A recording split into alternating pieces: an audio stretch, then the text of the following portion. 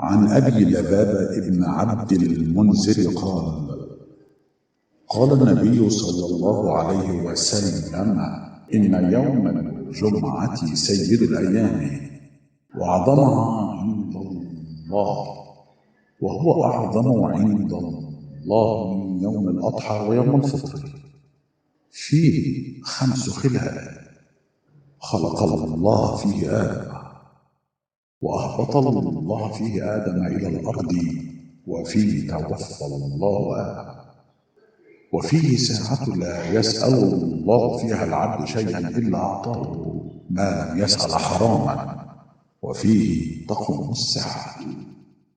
ما من ملك مقرب ولا سماء ولا أرض ولا رياح ولا جبال ولا بحر إلا وهن يشفقن من يوم الجمعة. صدق سيدنا محمد عليه الصلاة والسلام. رواه ابن ماجه، المصدر الأزهر الشريف.